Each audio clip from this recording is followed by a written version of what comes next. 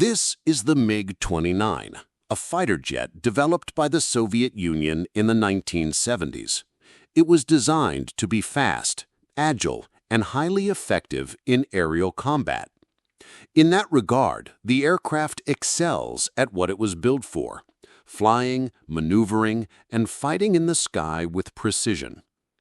Today, Ukraine still operates these very same jets in a modern war scenario. However, the demands have changed. Now, they need to strike long-range targets with pinpoint accuracy. And that presents a major challenge. The MiG-29 was designed in the 1980s, at a time when GPS and modern navigation systems didn't even exist. Its onboard computers have no idea what satellite-guided weapons are. So how do you get such an old aircraft to work with cutting-edge weaponry? The Ukrainians came up with a solution that is both simple and brilliant. To truly understand how they pulled this off, it helps to look at a remarkable event that took place in May of this year. Around 5:45 a.m. on May 26th, a Ukrainian pilot was preparing for a mission that seemed nearly impossible. His objective? To strike a base belonging to the FSB, Russia's security service, and the target was deep inside Russian territory. The mission aimed to hit the headquarters of the Federal Security Service in the city of Belgorod. This wasn't just any military outpost or storage facility. It was the command center of Putin's intelligence services in that region, a high-value, heavily guarded, strategic target. And this is where the story starts to get truly fascinating. The pilot was about to carry out the mission, flying a 40-year-old MiG-29 loaded with French bombs that, theoretically, weren't even supposed to work on that type of aircraft. But somehow, they did. Strange, right? The secret to making it all work was right there in the cockpit. An iPad. Yes, a regular tablet, the kind most people use to watch Netflix or browse the web. But in this case, it was running a special Ukrainian-developed app designed for a very clever purpose. This software could translate modern GPS data into a format that the French bombs, which were not originally compatible with the aircraft, could understand.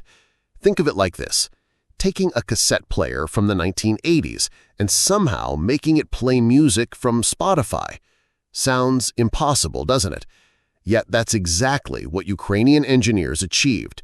The iPad received the target coordinates, used its own GPS to guide the mission, and then converted all the data into signals the bombs could process.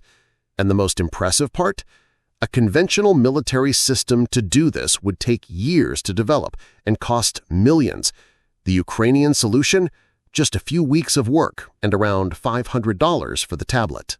But let's get back to our pilot, because by 6:15 a.m., he was already flying over the Ukrainian countryside at just 50 meters above the ground. He was so low that the jet's engines were shaking the wheat fields and scattering birds in terrified flocks. The reason for flying so dangerously close to the ground lies in physics, and it's a clever tactic. Russian air defense systems like the well-known S-400 can detect and destroy targets up to 400 kilometers away. But there's a catch. They need a clear line of sight. And that's where the Earth's curvature plays a crucial role. No matter how advanced a radar system is, it can't see through the planet. At an altitude of 50 meters, the radar's horizon is limited to about 25 kilometers. That means our pilot was completely undetectable until he was already very close to Russian territory. But time was ticking. In exactly 3 minutes, he would have to rise from this radar blind zone, making himself visible and vulnerable to enemy defense systems.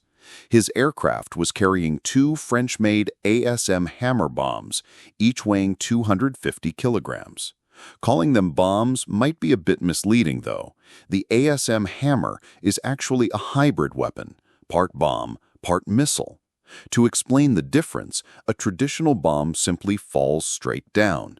More advanced models, like the American JDM, use wings to glide toward the target with greater accuracy. The French ASM weapon comes equipped with its own rocket motor, and that changes everything. Once released, the motor ignites, propelling the bomb at speeds close to supersonic. This isn't just falling with style. It's powered flight, extending the range to over 70 kilometers and providing enough kinetic energy to pierce hardened targets. Each of these bombs costs more than the average person's home and can deliver a precise strike even through a specific window from tens of kilometers away. The margin of error? Just 1 meter. This weapon was carefully selected for the morning's mission. At 6:22 a.m., the pilot reached the critical phase. He yanked back on the stick, and the MiG-29 responded instantly, pulling into a steep 45-degree climb. G-forces slammed him into his seat as the altimeter spun upward 1,000, 2,000, 3,000 meters. Suddenly, the radar warning receiver in the cockpit lit up with chaotic signals. Western Russia's air defense systems had just picked up a hostile aircraft climbing directly into their engagement zone. The closest S-400 system, located southeast of Belgorod, locked its fire control radar onto the MiG-29. In mere seconds, it would have a firing solution. But the pilot still had one advantage: the element of surprise. Russian air defense protocols were built around standard attack profiles. From detection to engagement, the response time was under 45 seconds. But nothing about this mission was standard. No one expected Ukraine to try something this bold. At 5,000 meters, the pilot hit the launch point. The iPad displayed the optimal firing parameters. 2 heavy thuds shook the airframe as the ASM bombs detached from the wings. Immediately, he flipped the jet upside down and dove hard, a maneuver worthy of a World War I dogfight. The MiG-29 sliced through the sky, trading altitude for speed as it dropped back into low flight where radar couldn't track him. Behind him, the 2 bombs surged forward, their rocket motors ignited with a flash, pushing them along a ballistic arc toward Belgorod. Their GPS receivers locked onto satellite signals, while inertial navigation systems corrected every small drift. Now fully autonomous, the bombs made hundreds of tiny adjustments per second to ensure they hit their pre-programmed target with precision. The maneuver the pilot had just performed has a name: toss bombing. It was developed during the Cold War, when nuclear-capable fighter jets needed to release their payload without flying directly over the target. The physics behind it are relatively simple: climb at a calculated angle, release the bomb mid-ascent, and then escape while momentum carries the weapon toward the target. Simple in theory, but insane in practice, especially when facing modern air defense systems. Russia's response was swift but ineffective. 2 interceptor missiles launched from their platforms, rushing to engage the MiG-29.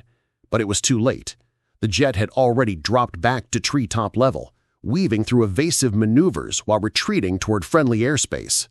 The interceptors, designed for high-altitude targets, couldn't track an object flying that low. They flew harmlessly overhead, their proximity fuses triggering in empty sky. And here lies the mission's turning point. Despite its sophistication, the S-400 system has a critical weakness. It requires around 10 seconds from detection to engagement when facing low-flying threats that appear suddenly. First, the search radar must detect and classify the object. Then, the fire control radar calculates a firing solution. From there, it takes roughly 3 more seconds from the launch command to missile departure, plus the actual flight time to intercept. Against high-flying bombers or cruise missiles on predictable paths, this sequence works well, but against a fighter executing a toss bombing run, it's painfully slow. And it gets worse. The S-400 was built to stop large aircraft and fast, powerful missiles, not small, agile, precision-guided bombs. Its interceptor missiles are massive, designed to rip through strategic bombers, not intercept lightweight, smart munitions. In short, it's like trying to swat a mosquito with a sledgehammer. The bombs hit their target. The FSB officer stationed in Belgorod had no warning, no clue that they were about to be struck. Smart munitions were en route, guided by satellites they couldn't detect, controlled by technology they couldn't stop. At exactly 6:27 a.m., the first ASM hammer bomb pierced the roof of the FSB headquarters.